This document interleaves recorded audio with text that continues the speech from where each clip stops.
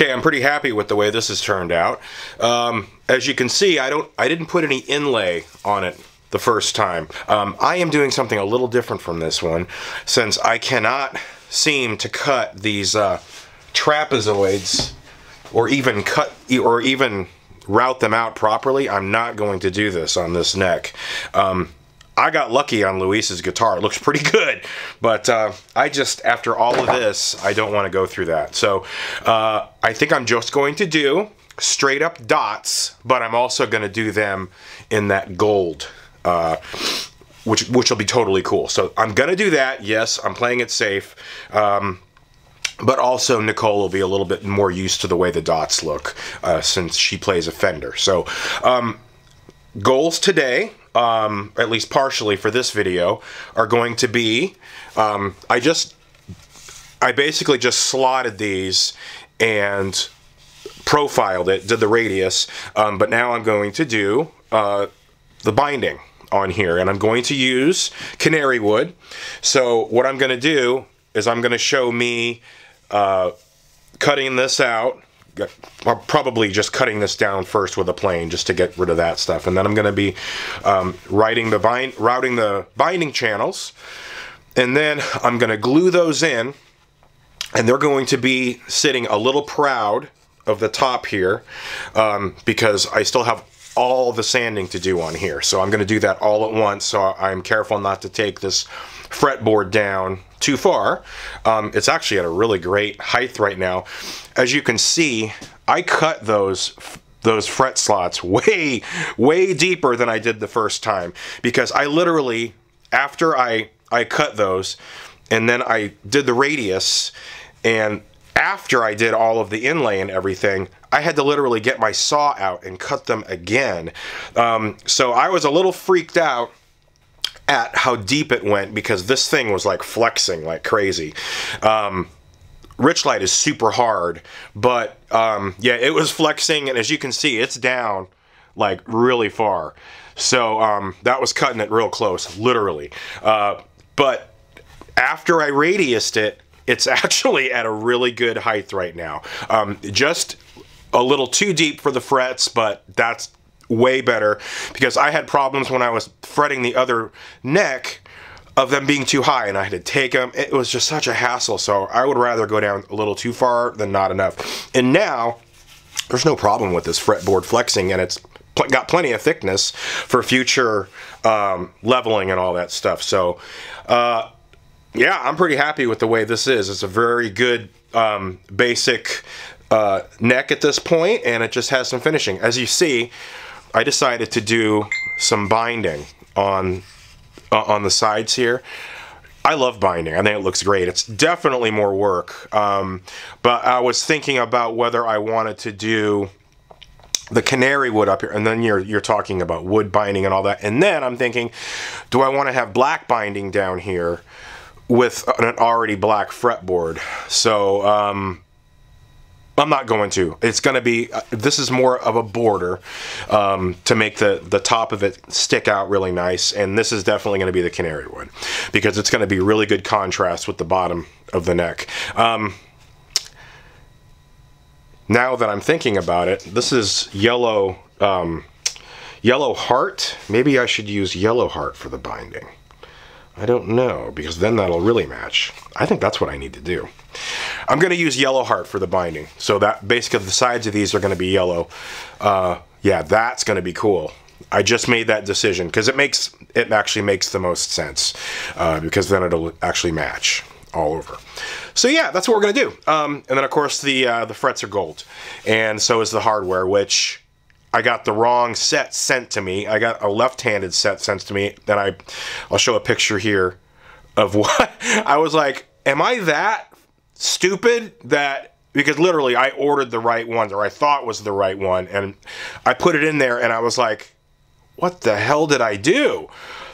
But they sent me the wrong one. So I'm currently in the process of trying to make the exchange on that. So everything's great on my end. It wasn't my mistake this time, which is a shocker. Anyway, enough talking. So since we all decided that I'm going to use canary wood as binding on this, I have some canary wood right here. Look at how pretty it is. I'm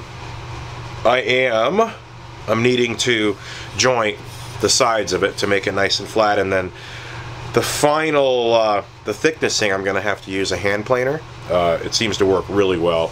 I have this Bridge City Toolworks little mini hand plane, and it's got these little rails on it that you can set exactly the thickness you want and plane away, and it's perfect every time. So I'll be using that. You shall see. So I'm going to start by jointing this. I'm really thinking about, I mean, I don't know if you can see the grain on here, but I'd kind of like for some of that to be visible on the side, because I'm not, you know, the end grain obviously I don't want to do, so I'm going to have to cut it to the width I want on the bandsaw, and then I'm going to go ahead and joint. Well, it's kind of sketchy. I'm probably going to have to cut it after I joint this side, cut that, and then plane the end grain, and then plane the front. So, because obviously I can't joint something that thick. It's just not a good idea, because I like my fingers. So I'm going to go ahead and joint this, cut it on the bandsaw, transfer everything over to the my workbench, and start planing. So I'll start right now.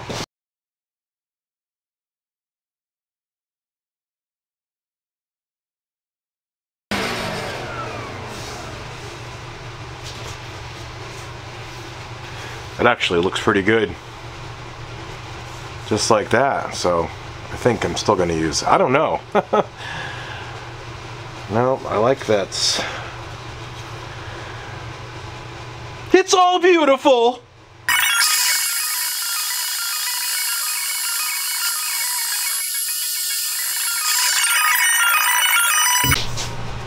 So I turned the camera off, but when I cut this, I said, screw it, I'm gonna try to cut it in half, and I did. So I got into beast mode. Can you see that? One of them's a little thicker, but that makes my life a little easier. So now these are gonna be the binding. There's plenty of binding for both sides. Obviously they're a little high, which is okay because I'm gonna be sanding them down. So I need to get them the right thickness with my planer. So I'm going to start doing that, and I'll speed that up, but you'll be able to see me do that.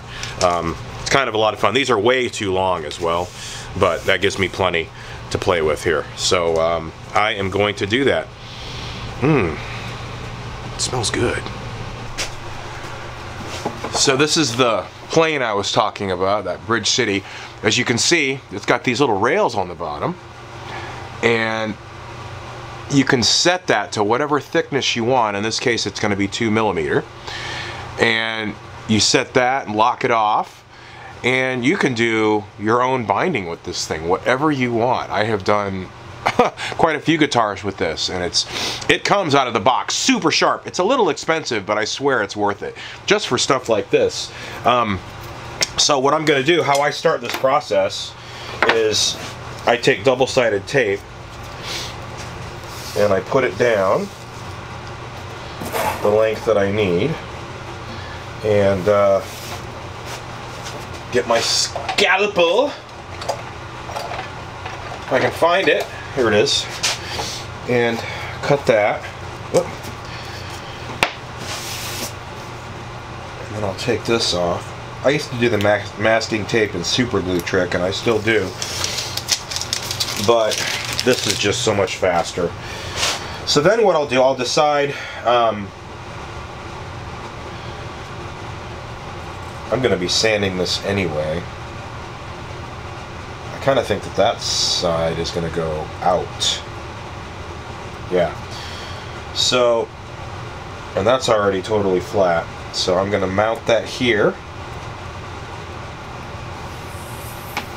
And then, because this side's a little uneven too. And then I'm going to take and cut off the excess tape here, because it just gums up the whole process. In fact, I just took some acetone and cleaned off the bottom of that because it was hitting the side the last time I did it. So there we go. Let me cut the end here. That would be good. Maybe that's what I did last time. So get rid of all of that. Do this too.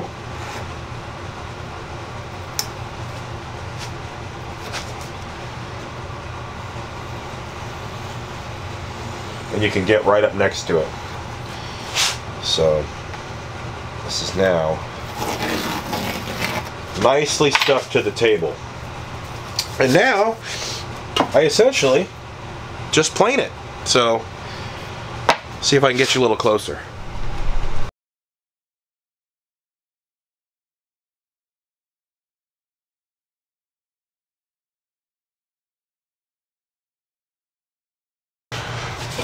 Take a little break. What I just pointed at was the grain direction. Make sure that you're planing in the direction of the grain. I should have checked that before I put it down, but I didn't. I figured it out pretty quick as I was using it. This is a really nicely sharpened plane. I use the Taylor Tools Scary Sharp system on the lead glass and the micro what do they call it? Whatever. It's like that really thin, like fine sandpaper, I guess, system, but it literally is scary sharp. I could shave with this. But anyway, yeah, grain direction. So I'm kind of standing backwards doing this, but it's fine, no big deal. Next time I won't do that. So that's what the deal is.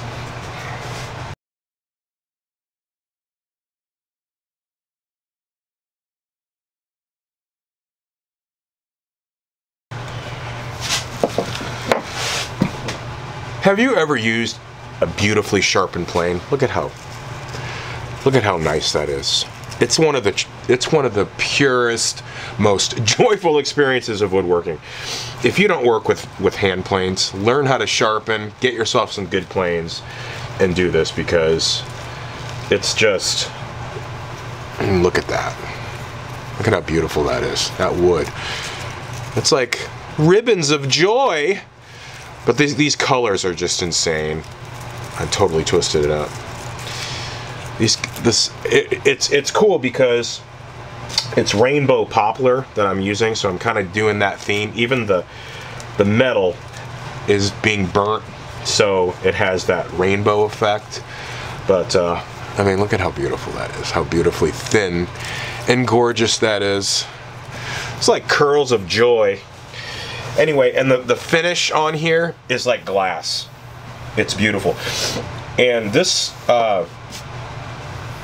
yellow heart is super hard too. The Janka hardness, which is the scale. It's like the purple heart, and everybody knows how hard purple heart is. I think it's actually harder than ebony. So that's just the testament to how scary sharp you can get and what you can do with a good plane. But anyway, I'm going to finish this, and I think you've probably seen enough, and I'll show it to you when they're done.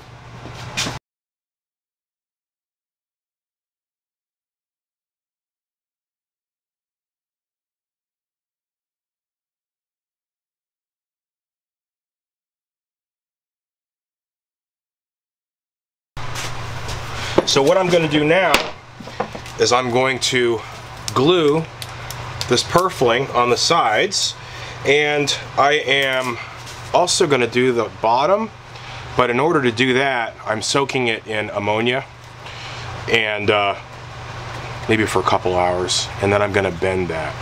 But before I do that, I'm gonna do the sides, so that'll be all ready, and then I'll do that, so I can just, because it'll be a little easier for me to secure all this down, and then I can just focus on this by itself.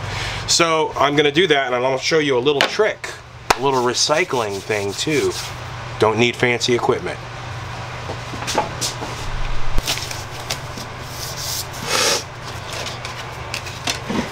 So let's see, I have these marked. That's the bottom, that's gonna be out, that's the bottom, and that's gonna be out. Okay, so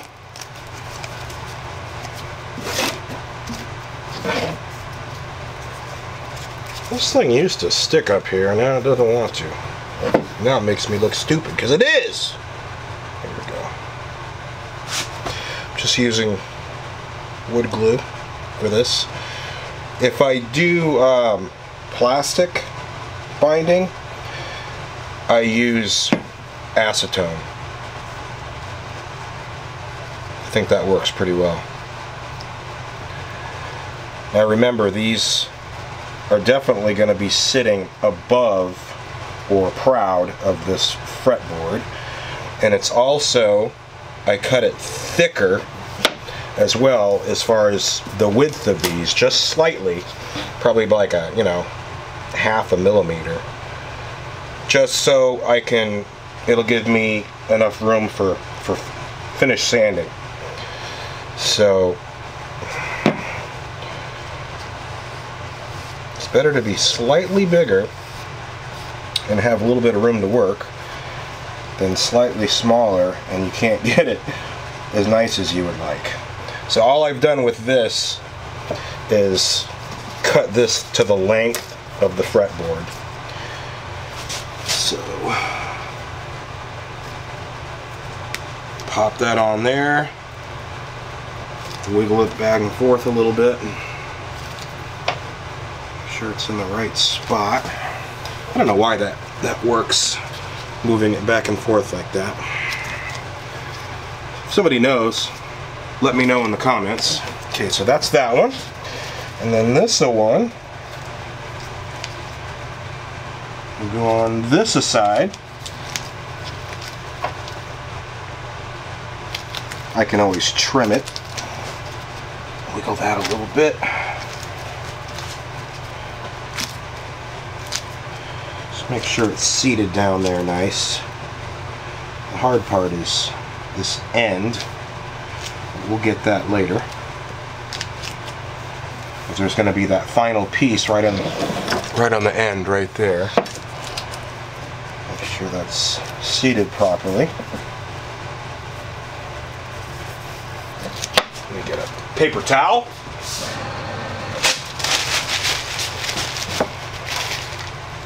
And that one wants to go up a little bit.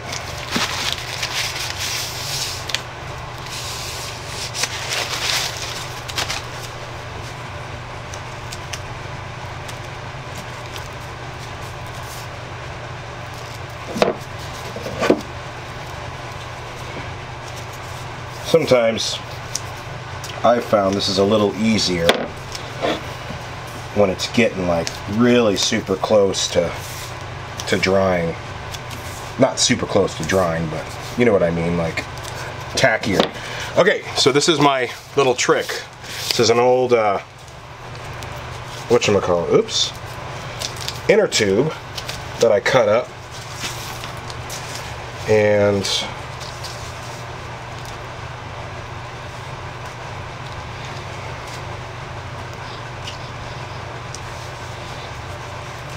I'm going to get it started first. It wants to bend out, unfortunately.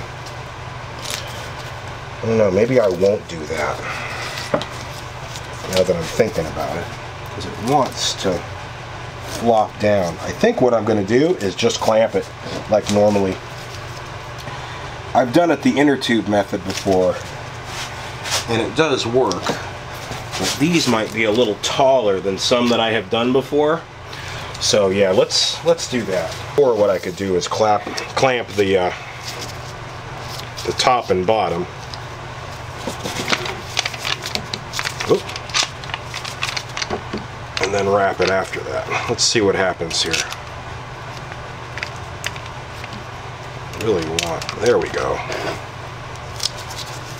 Well, let's move it up just a little bit there. That one looks like it came down a little bit. It did. Hold on now.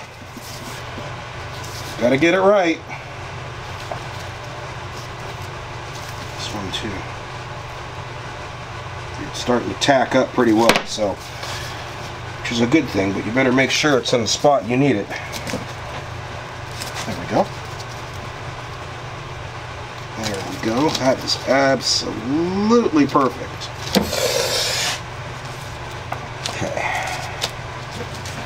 I'll go ahead and go this way.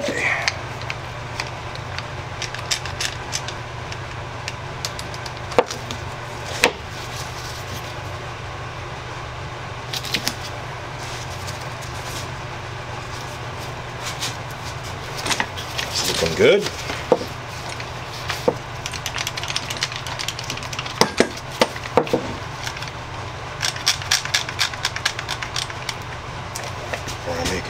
Too hard. Make sure that's seated properly in there.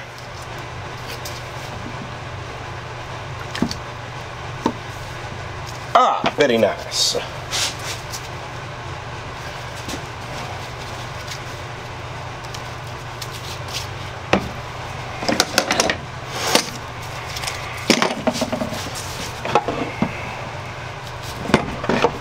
That one's looking good.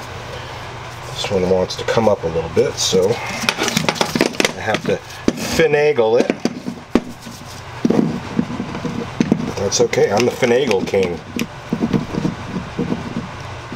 Okay, that's pulling it down in there, very nice.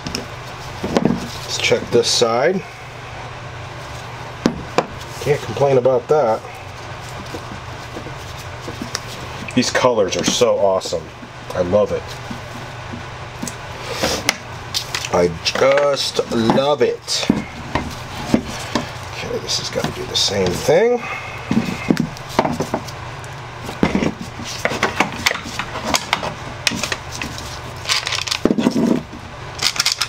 It's in the middle.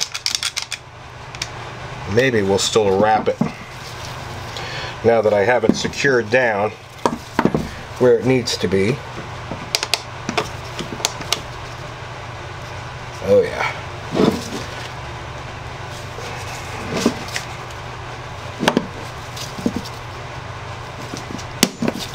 Hold on a minute.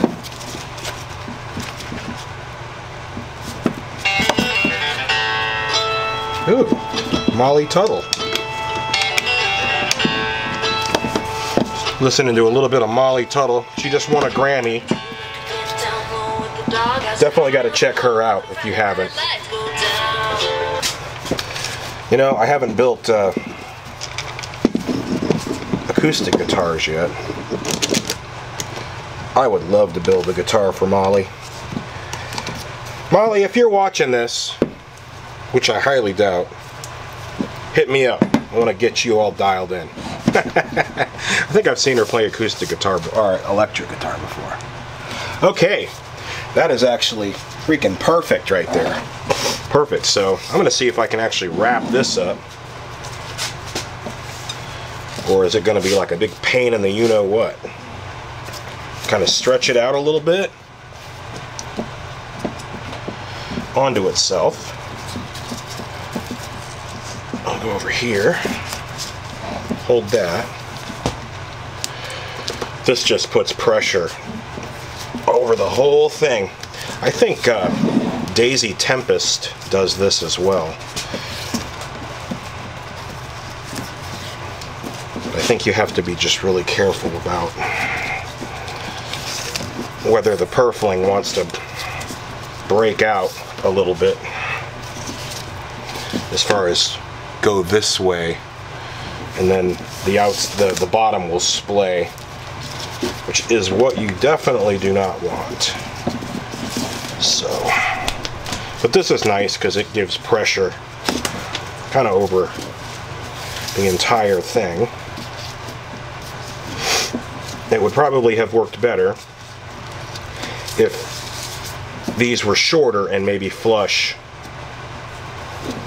with the fretboard, but it's not, because I figured I'm just gonna go ahead and plane that down because I didn't feel like messing with it. Also, I haven't done the final sanding on this fretboard. You can see that it looks a little unfinished, obviously, but I don't want to do that until I get all of this done. So I remember if I tie this or what. I'm just gonna go ahead and it'll kind of lock on itself, and you can totally reuse this thing over and over and over again. There, that's nice and tight. Make sure we're all good. Oh yeah. So that's it. That's the binding on the fretboard. It's going to be awesome. I've decided that I'm going to do a veneer on the bottom of that, so I'm going to wait to drill the holes, because the net goes up in there kind of unintentionally. So I'm going to take this piece here and plane it to about 2 millimeters, and I'm going to pop it on there. As you can see, it's got the rainbow poplar there, so I'm going to plane it down to that and then put it there, and then transition it down a little bit, and I think that that'll look really cool. I did that on the SG, Luis's guitar, too. So might as well do it on this one too, and then it'll be consistent. So, and I could use an extra, seriously, like a millimeter on this. It's just slightly thin, and I haven't done a final sanding yet, so I'm gonna do that. I think that'll be cool. In fact, I may work on that next. Know what I mean?